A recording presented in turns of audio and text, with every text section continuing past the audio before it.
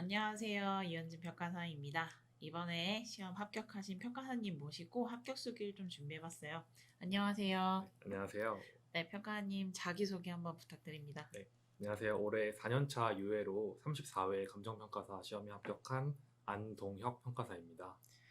네, 평가님 진짜 시험 합격 너무 네, 축하드려요. 감사합니다.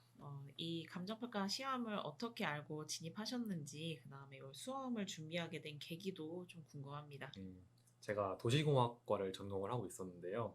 제가 대학을 다니면서 막연히 취업 준비를 한다기보다는 왜 그런지는 저도 모르겠는데 시험 공부를 해야겠다는 마음이 항상 있었어요.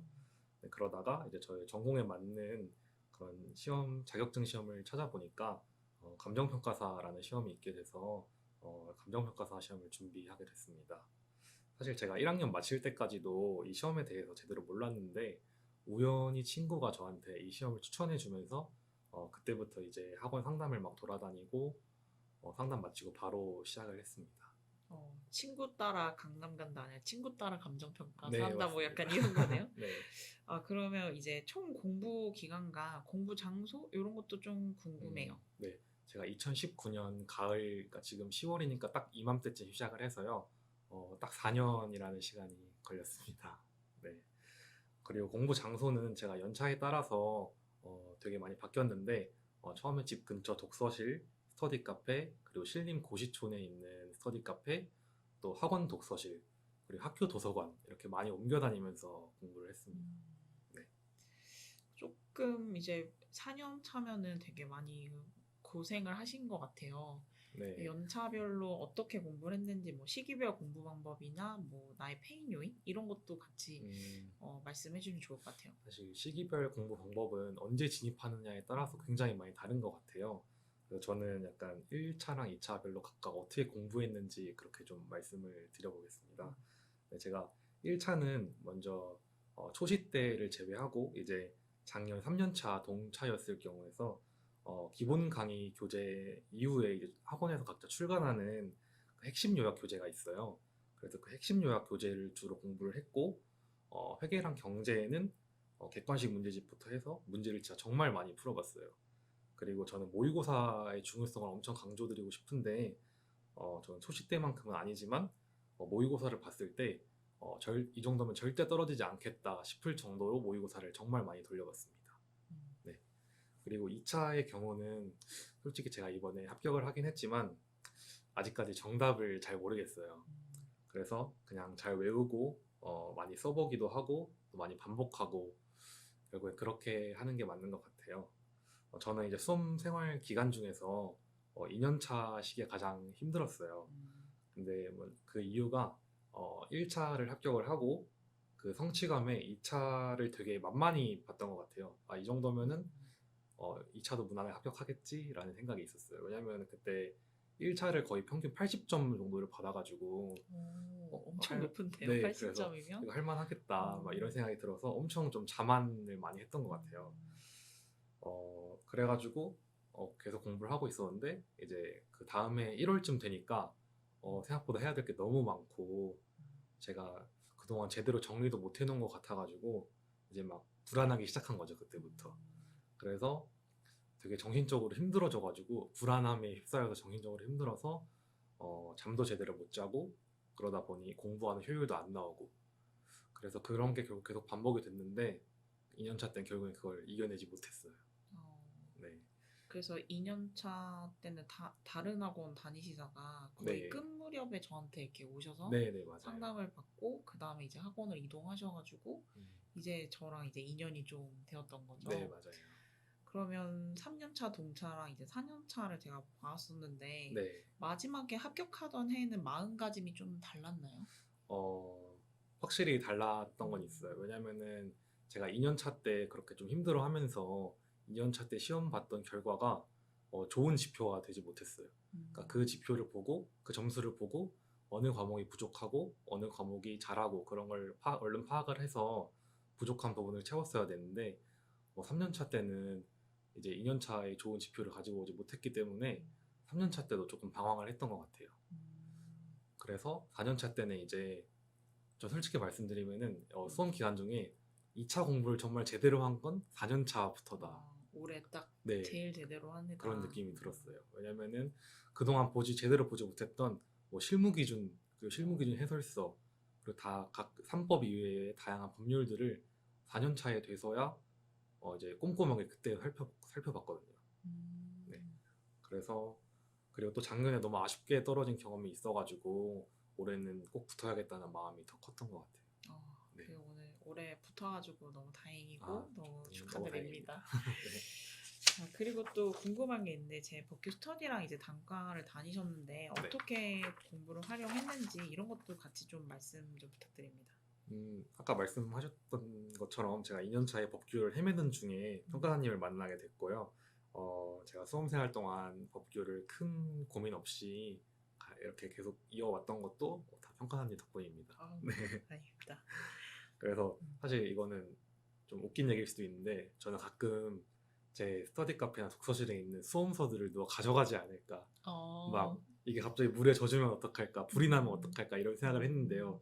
그때 딱 한 권만 살릴 수 있다면 저는 이 책, 핵심 정리를 이 책을 정말 핵심 정리 책을 이것만 살려달라고 제가 간절히 빌 것 같아요. 정말 감사합니다. 네. 제가 왜냐면 법규는 정말 이거 하나로 계속 제가 끌고 갔거든요. 이걸로 이제 단거나 교재로 이렇게 네. 계속 돌리신 거죠. 네.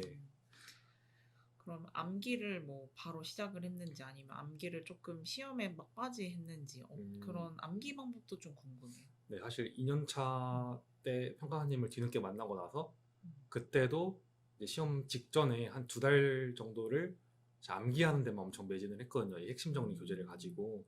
그래서 그때도 법규만 유일하게 꽈락이 아니었어요. 그 2년 차 때도. 그리고 3년 차 때도 마찬가지로 암기는 어느 정도 이제 2년 차 때 되어 있던 게 있으니까 회독을 계속 하다가 저는 항상 하는 게 시험 2달 전부터는 이 핵심 정리를 가지고 진짜 정독하면서 암기를 하거든요. 그래서 기본적인 암기는 조금씩 하되 시험 직전에는 정말 모든 것을 집중해서 암기를 해야 된다 이렇게 말씀드리고 싶어요. 그럼 법규를 뭐 하루에 뭐 쪼개서 했는지 아니면 몰아서 했는지 하루에 몇 시간 정도를 좀 해야 할까요? 법규는 이제 그 언제 기간에 따라 다르겠지만 시기에 따라 다르겠지만 저는 따로 몰아서 하지는 않고 매일 일정 부분을 투자를 해서 했어요. 뭐 암기를 사실 암기가 이게 말이 암기지만 그냥 책을 보는 거긴 하지만 시간이 정말 오래 걸리거든요. 하나씩 암기를 하려면. 그래서 최소 하루에 3시간 이상은 투자를 했던 것 같아요. 무조건. 전업이신 분들은 그래도 법규에 하루에 한 3시간은 네. 투자를 해야 합격권에 올라오는 것 같아요. 자, 그리고 이제 시험장에서도 궁금한 게 있는데 뭐 실제 시험 날이나 뭐 전날에 준비했던 것들이 따로 있을까요? 실제 시험 전날 말고 저는 항상 제가 수능 때도 그랬고 저는 최소 2주일 정도는 긴장감을 유지하기 위해서 시험 시간이랑 똑같은 루틴으로 무조건 생활을 합니다. 그래서 항상 같은 시간에 일어나서 시험장에 몇 시에 앉을 것인지부터 다 체크를 하고 언제 점심을 먹고 쉬는 시간도 동일하게 가지고 그러니까 그렇게 몸을 항상 유지를 했고요.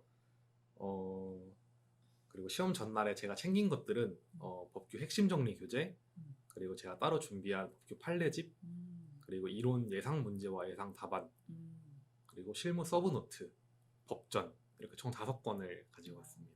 제가 항상 스터디 때 이제 시험장에 갈 때 책 가방, 배낭 하나만 가져가야 되는데 거기에 딱 담아갈 거를 단거나 해야 된다. 그걸 많이 봐야 된다. 이렇게 말씀드렸는데 딱 맞게 가져가신 것 같아요. 그럼 그 법규를 따로 요약했다는 건 어떤 건지 잠깐 뭐 설명이나 보여주실 수 있나요? 네, 제가 법규를 이현진 평가님의 그 단과 수업을 들으면서 이제 단과 수업이 기본 강의가 끝나고 이제 기출 특강 맞아요. 있고 사례 기출이 종합 문풀, 그다음에 이제 파이널 이렇게 있는데 맞아요. 그때 이제 평가사님께서 행정법이 끝나고 이제 간편법규로 들어오면서 이제 보상법부터 시작해서 굉장히 많은 판례를 나눠주시거든요. 맞아요. 저는 따로 문제에 대한 복습보다는 문제에 대한 복습은 주로 목차 복기를 위주로 했고요.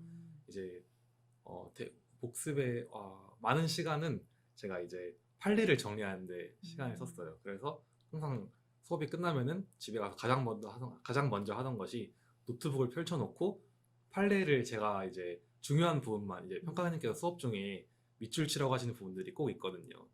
그래서 그런 부분들 위주로 항상 타이핑을 하고 그걸 마치고 나서야 잠을 잤어요, 제가. 그래서 제가 그동안 모아놓던 판례의 집이 이렇게 있습니다.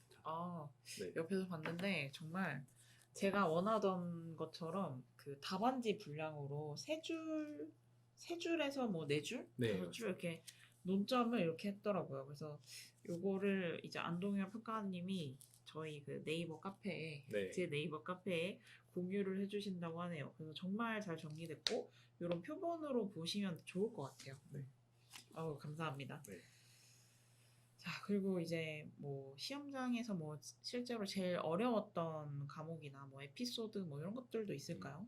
제가 기억나는 에피소드라고 하면 좀 그렇지만 이제 그때 기억나는 것들이 저는 처음에 갔을 때 전 항상 이제 책상이랑 의자 확인부터 해요. 그래서 이게 흔들리면은 보통 뒤에 남는 여분이 있거든요. 그럼 맞아요. 저는 그걸 먼저 가장 바꾸는 거를 꼭 추천드리고 그게 왜냐면 은근 되게 신경 쓰이거든요. 저희가 많이 펜을 쓰이죠. 계속 써야 되니까. 맞아요. 책상 흔들리면은 뭐 여분 책상 없으면 밑에 그 종이라도 이렇게 네. 껴가지고 안 흔들리게 고정을 미리 시켜놔야 되거든요. 네. 맞아요. 그리고 조금 일찍 가서 남의 책상을 바꾸셔도 괜찮습니다. 그래서 아침에 아마 일찍 가시면 이미 가보신 분들은 아실 수 있겠는데 한 8시에서 8시 반 사이 책상을 이동이 좀 있습니다. 네. 저도 실제로 이제 시험 봤을 때 시험장 갔을 때 제가 1등으로 갔었어요. 그래서 가자마자 책가방 내려놓고 이제 책상이랑 의자부터 먼저 테스트했던 게 기억이 나네요. 네. 중요합니다. 네. 그리고 또 기억나는 것들이 이제 여자분들께서 손목 보호대를 하고 오신 분들이 한 3-4분이 계시더라고요. 그래서 굉장히 쫄았던 기억이 있어요. 맞아요. 그래서 저희 시험이 이제 2차 시험 같은 경우에는 100분을 3번 연달아 쓰기 때문에 네. 손목이 굉장히 아프거든요.